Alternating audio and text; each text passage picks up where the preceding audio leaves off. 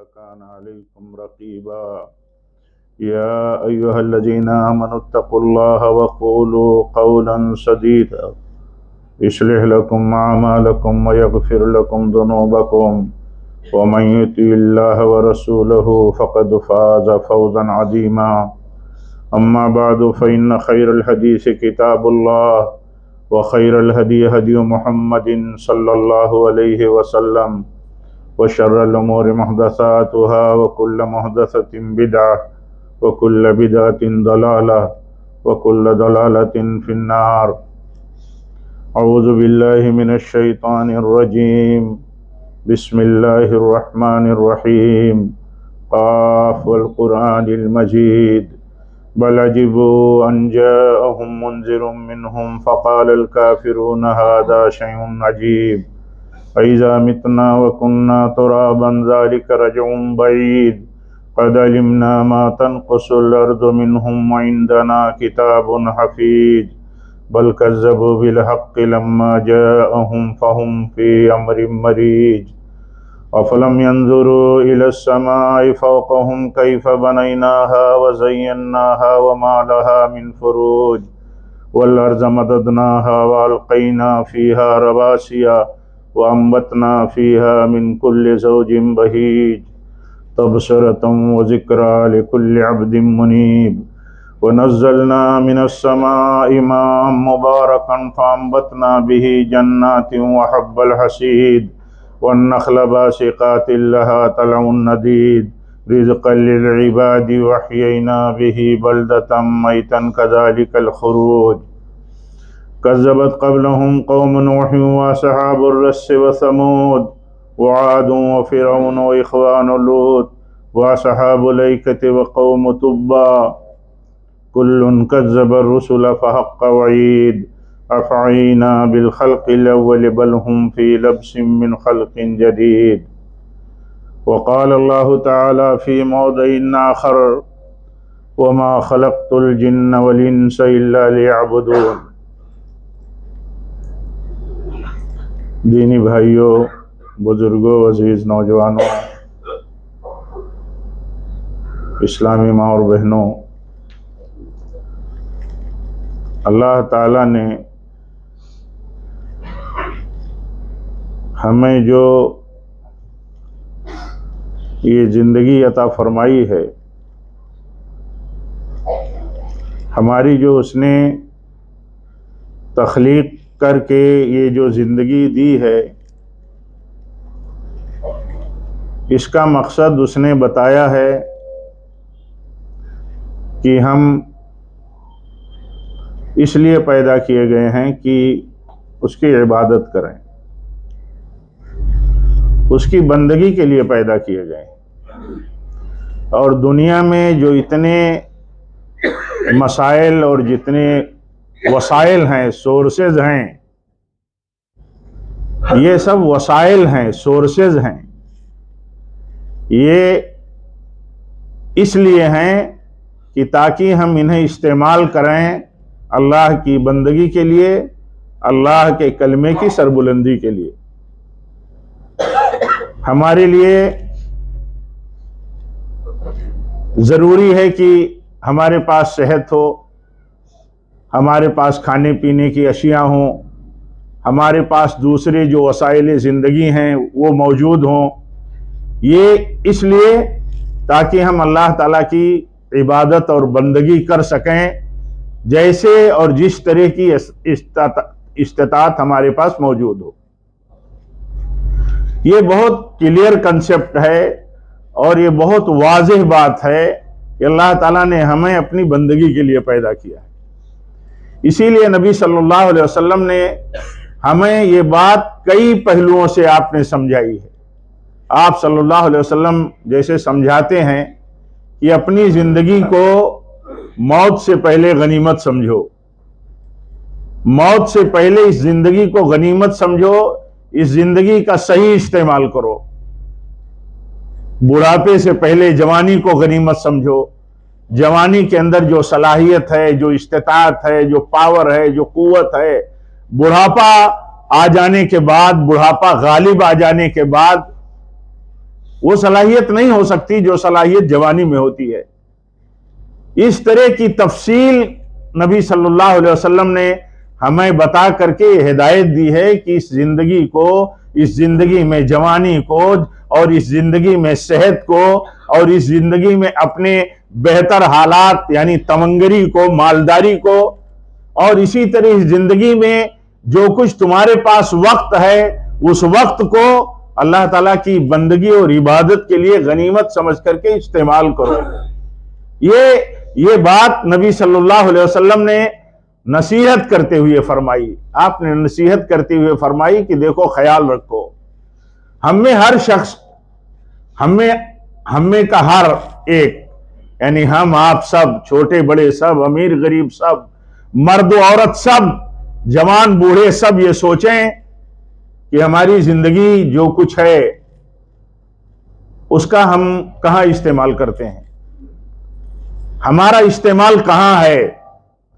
ہم اگر اللہ کی بندگی کے لیے پیدا کیے گئے ہیں تو کیا ہماری زندگی کا مقصد تخلیق جو ہے ہمارے ذہن میں ہے؟ ہمارا ایمان اور یقین ہے اس بات پر کہ ہمیں اللہ کی بندگی کے لیے پیدا کیا گیا ہے؟ اور اگر یقین ہے تو ہماری زندگی، ہماری جوانی، ہماری صحت، ہمارے وسائل اللہ تعالیٰ کی بندگی کے لیے کیوں نہیں لگتے؟ ہم میں ہر آدمی دیکھے جس طرح کے سورس اس کے پاس اللہ تعالیٰ کے دیے ہوئے ہیں، کیا وہ اللہ کی بندگی کے مقصد کے لیے استعمال کرتا ہے یا اپنا شوق پورا کرنے کے لیے، انجوائے کے لیے، یا دنیا کی لذتوں کے لیے، اپنی خواہشات کے لیے؟ ہر شخص کو سوچنے کی ضرورت ہے۔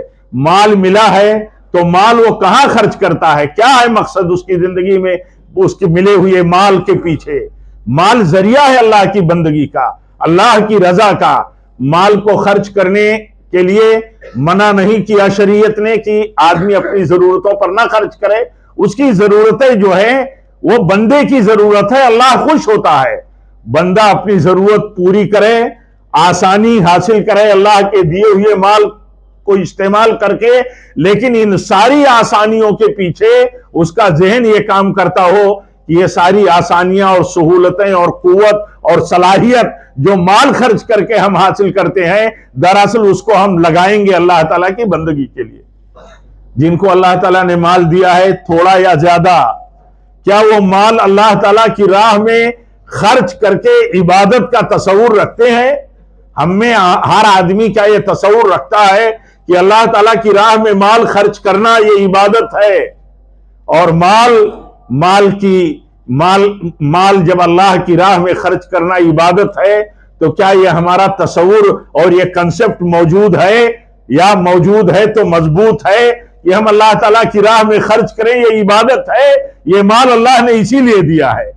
اور مال اگر ہم اللہ کی راہ میں عبادت کی نیت سے صدقے کی صورت میں جو تقاضے ہیں ان کی تکمیل کے لیے نہیں خرچ کرتے تو اس کا معنی یہ ہے کہ ہمارا کنسپٹ، ہمارا ایمان بہت کمزور ہے۔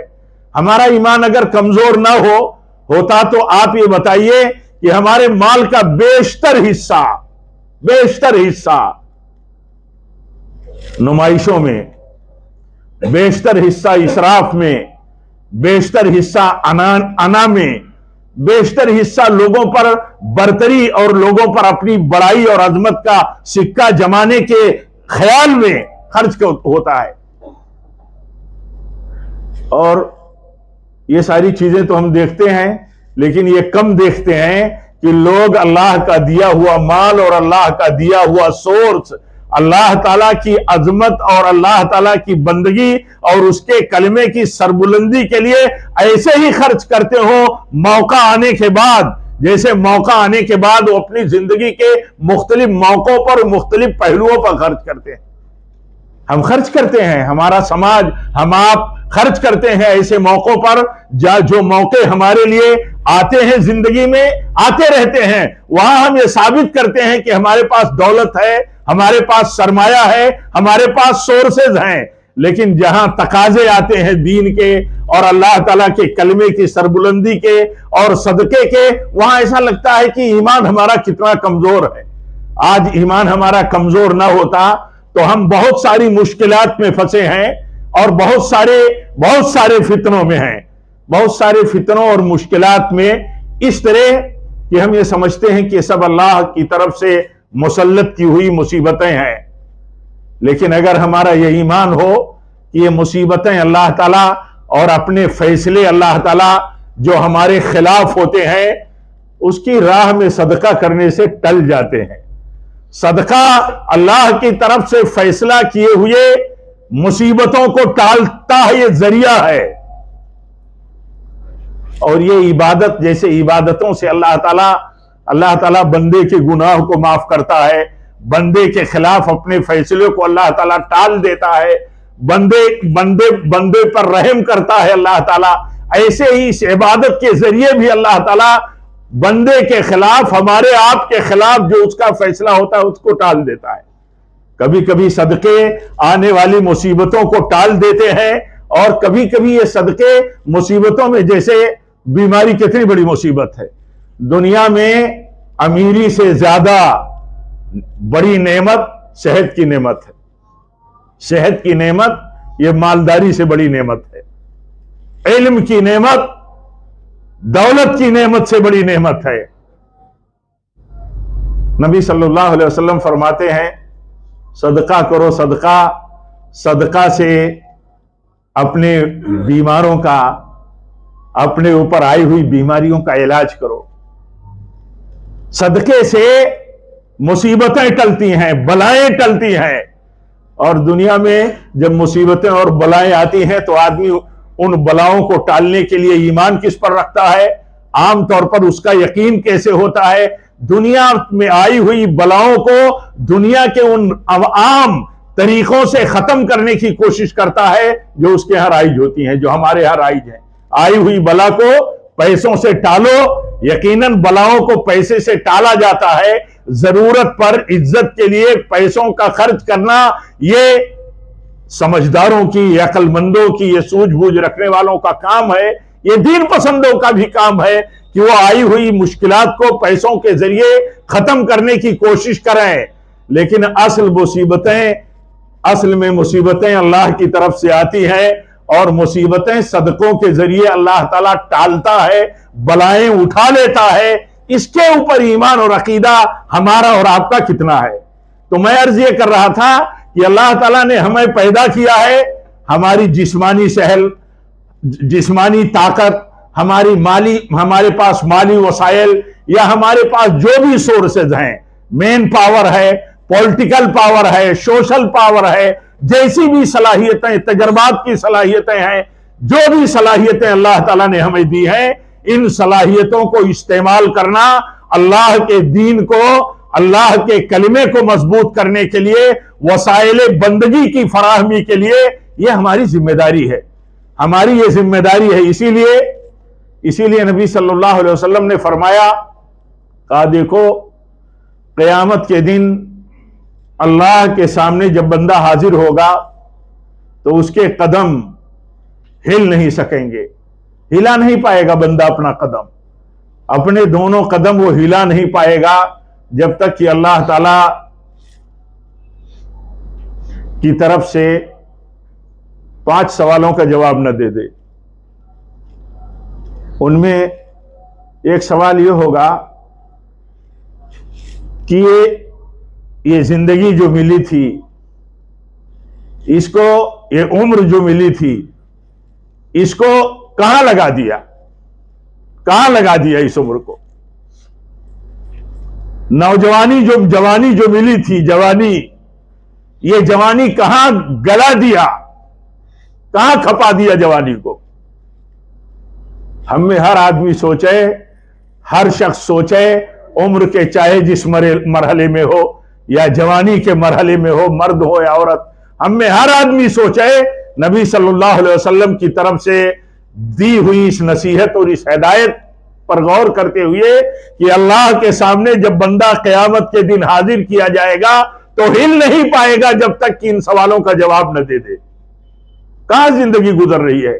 ہمارے نوجوان جتنا کھیل کود سے دلچسپی رکھتے ہیں، جتنا لہو لہو سے دلچسپی رکھتے ہیں، جتنا رقص سرود موسیقی اور گانوں سے دلچسپی رکھتے ہیں، آپ بتائیے کیا اس کا عشر عشیر بھی اللہ کے دین کا علم، اللہ کے دین اور ذکر کے حلقے اور مجلسوں میں بیٹھنے کا 10% بھی توجہ اور 10% بھی اہتمام کرتے ہیں؟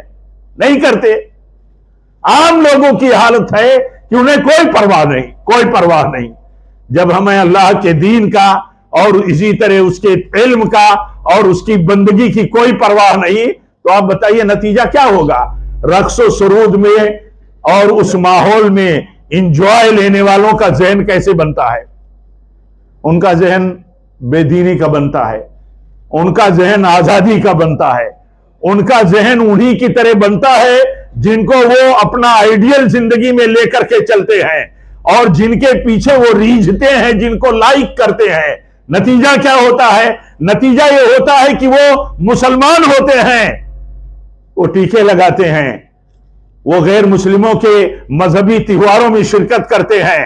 مسلمان ہوتے ہیں تو مسلمان نوجوان یہ سمجھتا ہے یہ تو مسلمان ہیں، حالانکہ وہ ان کے ایمان کے لیے، ان کے کیریکٹر کے لیے، دونوں کے لیے وہ خطرہ ہوتے ہیں۔ بچتا کیا ہے انسان کی زندگی میں؟ اگر ایمان نہیں بچا اور اس کا اخلاق نہیں بچا تو بچا کیا؟ آپ دیکھیے جو لوگ اس فیلڈ میں یا دنیا میں سب کے ذہن و دماغ پر سوار ہیں، عام طور پر ہمارے جوانوں اور نوجوانوں کے دل و دماغ پر سوار ہیں، آپ بتائیے وہ کون لوگ ہیں؟ ان کا نہ کوئی عقیدہ ہے، نہ وہ ایمان ہے، نہ ان کا کوئی اخلاق اور کیریکٹر ہے۔ وہی بدعقیدگی، وہی اخلاق سے آزادی کا ماحول لے کر کے وہ چلتے ہیں، نہ ادب ہے، نہ تمیز ہے، کچھ بھی باقی نہیں رہ جاتا۔ تو اللہ تعالیٰ پوچھے گا قیامت کے دن کہ عمر کہاں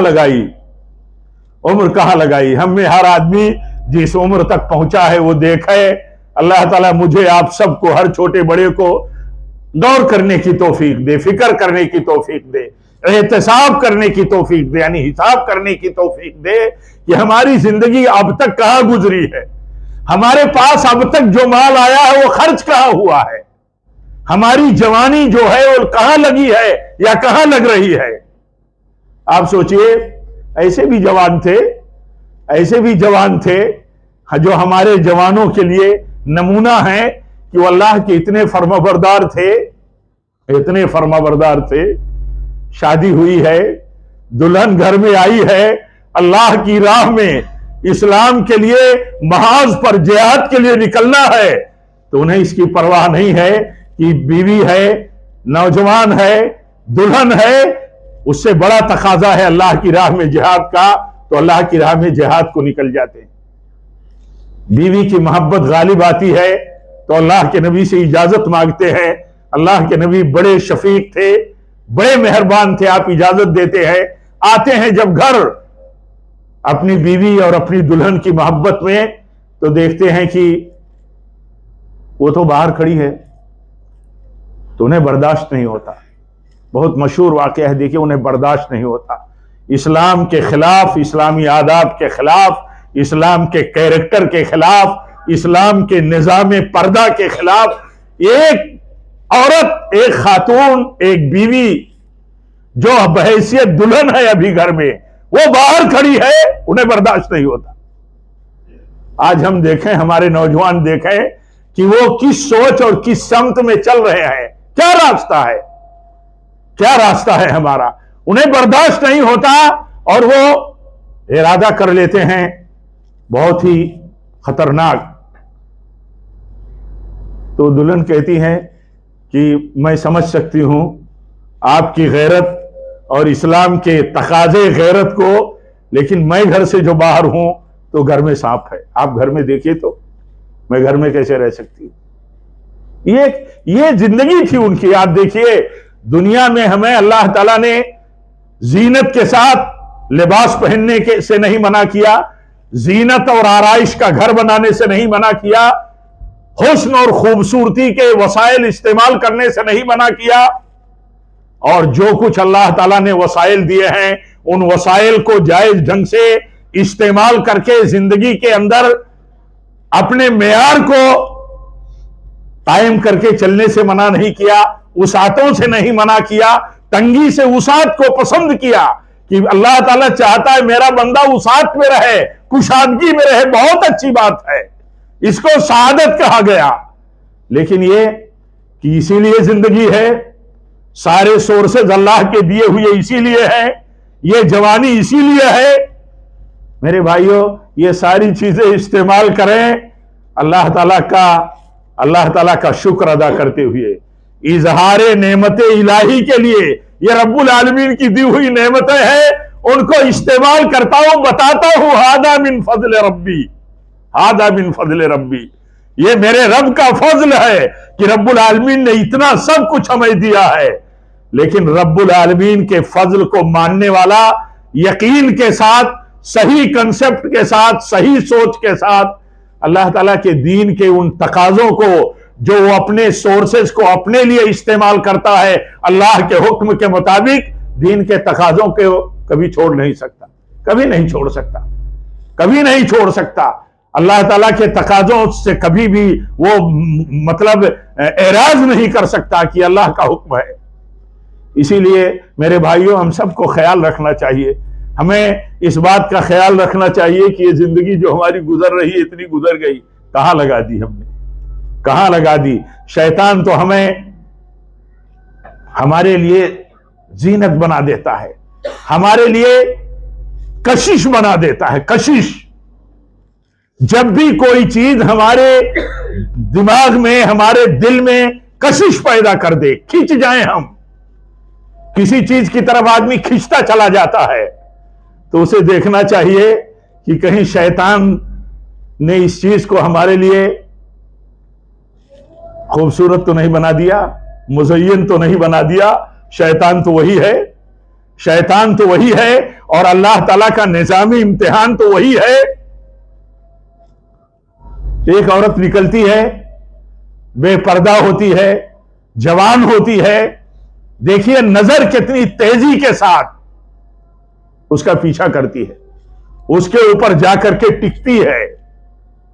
جیسے نظر اس کے اوپر جا کر کے پڑتی ہے، ایک مومن اللہ کا عابد بندہ فوراً احساس کرتا ہے یہ نظر پڑ گئی، شیطان اسے اور خوبصورت ہماری نظر میں بنا دیتا ہے، اور ہم کو اس کی طرف مائل کر دیتا ہے، اسے پرکشش بنا دیتا ہے۔ نظر پڑی تو نظر ہٹا لی، اس لیے نظر ہٹا لی کہ یہ عبادت ہے، یہ عبادت ہے، یہ اللہ کا حکم ہے۔ پیارے نبی صلی اللہ علیہ وسلم اپنے چچے زاد بھائی، اپنے داماد حضرت علی سے کہتے ہیں ایک نظر پڑ گئی، دوبارہ مت ڈالو، دوبارہ نہیں ڈال سکتے۔ نظر پڑنا تو یہ فطری ہے، اس پر کسی کا کنٹرول نہیں، دیکھی جانے والی چیزوں پر تو نظر پڑے گی ہی، لیکن دیکھتے رہے گا آدمی کسی ایسی چیز کو جس کو دیکھتے رہنا جائز نہ ہو تو نظر ہٹا لے گا۔ یہ کیسے ہو سکتا ہے؟ یہ اسی وقت ہو سکتا ہے جب ایک نوجوان یہ سمجھے کہ یہ جوانی اللہ کی بندگی میں گزرنی چاہیے۔ سوال ہوگا اللہ تعالیٰ کے ہاں سوال ہوگا۔ زندگی ملی ہے، مال جو کچھ ملا ہے، جوانی ملی ہے، وقت ملا ہے، جو بھی وسائل ملے ہیں، ان کے بارے میں اللہ کے ہاں سوال ہوگا۔ ہم میں ہر آدمی جس کا ایمان ہے اور جس پر ایمان کے بغیر آدمی مسلمان ہی نہیں رہ سکتا، اسلام سے باہر چلا جائے گا، بھلے کلمہ پڑھتا ہو، بھلے نماز پڑھتا ہو، اسلام سے باہر چلا جائے گا اگر اس کا آخرت پر ایمان نہ ہو اور حساب و کتاب پر ایمان نہ ہو، مسلمان نہیں بچے گا۔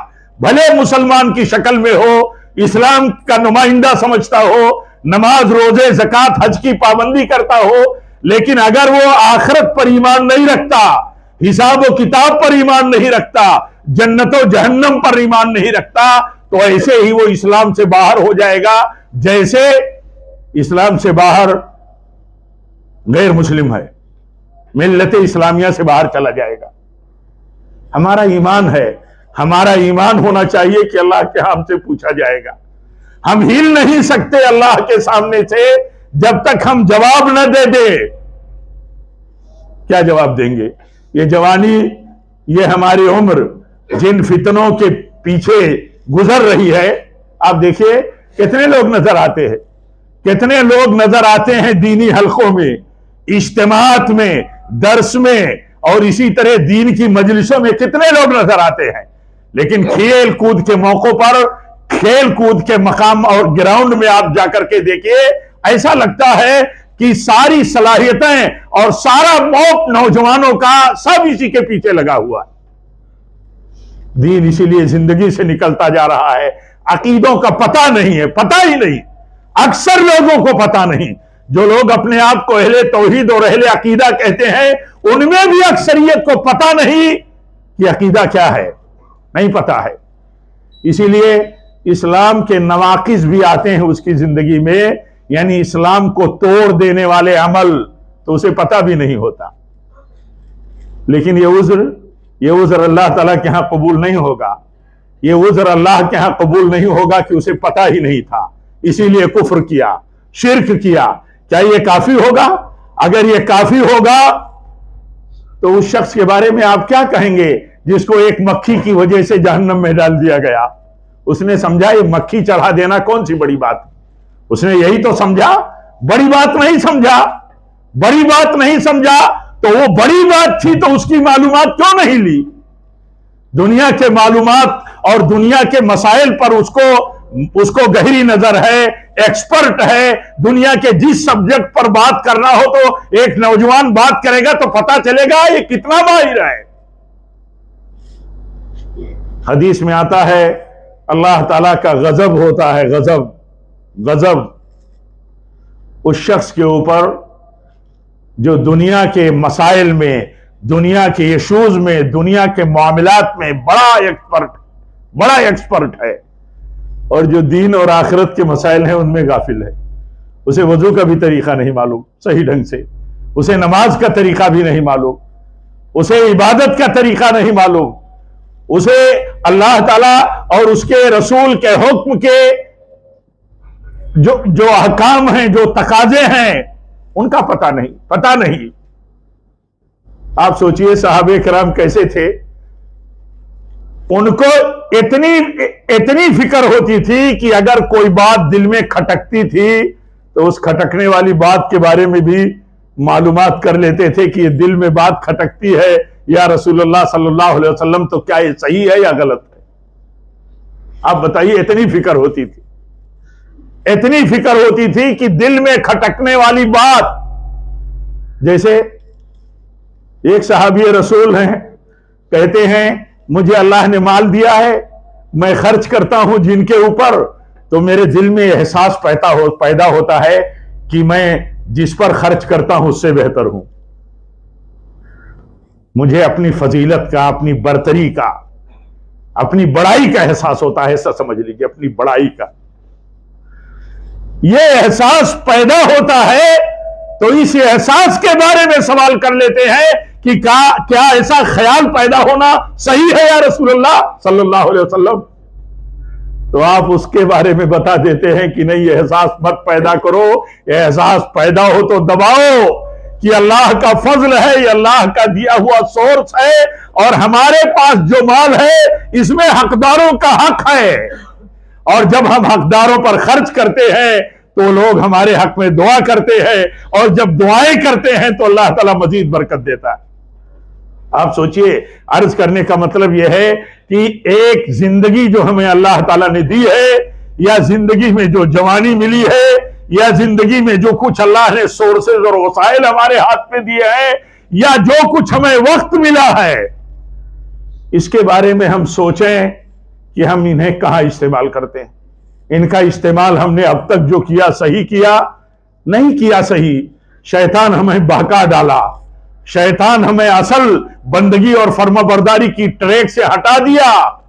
تو شیطان نے تو چیلنج ہی کیا ہے اللہ تعالیٰ کو، لیکن شیطان کو رسوا کرنے کے لیے اللہ تعالیٰ نے ہمیں جو طریقہ دیا ہے وہ یہ ہے، وسیلہ وہ یہ کہ ہم نے زندگی میں جو کچھ غلطیاں کی ہیں، جو کچھ ہماری زندگی بیکاری میں گئی ہے، ہم اسے توبہ کر لیں. سب سے زیادہ رسوا شیطان اس وقت ہوتا ہے جب گناہوں میں مبتلا بندہ توبہ کرتا ہے. शैतान उस वक्त ये समझता है कि हमारी सारी कोशिशें और सारे किए धरे हमारे सब फेल हो गए, सब फेल हो गए। तो सबसे ज्यादा रुसवा शैतान उस वक्त होता है जब बंदा इस्तिगफार करता है, और जब बंदा इस्तिगफार करता है तो अल्लाह ताला का महबूब हो जाता है, बहुत महबूब हो जाता है। अल्लाह ताला मोहब्बत करता है तौबा करने वालों से। तो हमारी जो कुछ जिंदगियां गलत मशगूलियतों में गुजर गई, हम उनसे तौबा करें, हम उनसे तौबा करें। हमारी जवानी जो गलत राह पर जा रही है, लहो लईब पर जा रही है, खेल कूद में जा रही है, हम ये देखें कि हमें अल्लाह ताला के यहां जब जवाब देना होगा तो हम कैसे जवाब दे सकेंगे। हमारे लिए इबादतों के लिए वक्त नहीं, तिलावत कुरान के लिए वक्त नहीं, दीनी मजलिसों में बैठने के लिए वक्त नहीं, उलमा से हलकों से इस्तिफादा करने के लिए वक्त नहीं। आप बताइए क्या जवाब होगा अल्लाह ताला के यहां। जो माल हमने, अल्लाह के फजल से जो माल हमें मिला है, ये अल्लाह का फजल है, हमें कोई अख्तियार नहीं है। हमें हकीकत में अल्लाह की तरफ से अख्तियार नहीं है कि जहां चाहे वहां खर्च करें। हदीस में आता है जब सवाल होगा तो ये सवाल होगा माल के बारे में कि कमाया कहां से है, लगाया कहां से है। इसीलिए कमाने का जरिया जो है वो हलाल होना चाहिए। तिजारत हलाल है, सूद हराम है, सूद हराम है। सूद लेने और देने वाले दोनों, और इस मसले में सहारा बनने वाले, सपोर्ट करने वाले, गवाही देने वाले, सब अल्लाह की गजब को दावत देने वाले हैं, सब अल्लाह की नियमतों को तबाही की दावत देने वाले हैं। ये सवाल होगा। दुनिया में जो हालात होंगे वो अल्लाह ताला माफ करे। और जो लोग भी हम में, आप में जो भी कहीं भी गलती करते हैं या जिनसे गलती हो रही है, अल्लाह ताला सबको तौबा की तौफीक दे। लेकिन ये सब तबाही के रास्ते हैं, ये ईमान की कमजोरी की बुनियाद है। जो आदमी इस बात पर ईमान न रखता हो कि जो कुछ अल्लाह ने बयान किया है वो हक है, वो सच है, और अल्लाह ताला की तरफ से किया हुआ वादा, उसके वादे को पूरा होने में कोई चीज रोड़ा और रुकावट नहीं बन सकती। अल्लाह ताला फरमाता है यमहकुल्लाहु रिबा, अल्लाह ताला सूद की बुनियाद पर तबाही लाता है। सूद तबाही लाती है, सूद की बुनियादों को अल्लाह ताला बर्बाद कर देता है, और सदकों के जरिए अल्लाह ताला बरकत देता है। कितना ईमान है, कितना ईमान है हमारा, आपका, हम में हर आदमी जायजा ले कि सदकात ये बरकत का जरिया है, बलाएं टलने का जरिया है, मुसीबतों से नजात का जरिया है। चाहे जैसी मुसीबत हो, समाजी, घरेलू, मुआशरती, सियासी, जिस तरह की मुसीबतें हो, इन मुसीबतों से नजात अल्लाह ताला देता है अपनी बंदगी की बुनियादों पर। इस कितना हमारा ईमान है, हम सबको जायजा लेने की जरूरत है। अल्लाह ताला से दुआ करता हूं कि अल्लाह ताला हम सबको ये जो हमें मिली हुई जिंदगी है, हमें जिसका पता नहीं कि कब खत्म हो जाएगी, जो सेहत मिली है पता नहीं कि कब खत्म हो जाएगी, जो जवानी मिली है पता नहीं कब किस आजमाइश में मुब्तला हो जाएगी। अल्लाह ताला हम सबको फिक्र करने की अल्लाह तौफीक दे, इस्लाह करने की अल्लाह तौफीक दे। जब तक हम जिंदा रहें, अल्लाह तूने जिस मकसद के लिए हमें पैदा किया है, यानी अपनी बंदगी के लिए, तू अपनी बंदगी पर कायम रहने की तो हमें तौफीक अता फरमा। और जब तक हम जिंदा रहें, तेरी बंदगी करते हुए तेरे नबी की सुन्नत के मुताबिक अपनी बंदगी करने की तौफीक दे। और जब भी हमारी मौत हो तो ए बारे इलाहा तेरे नबी सल्लल्लाहु अलैहि वसल्लम की सुन्नत पर हो। वाखिरु दावाना अनिल हम्दुलिल्लाहि रब्बिल आलमीन।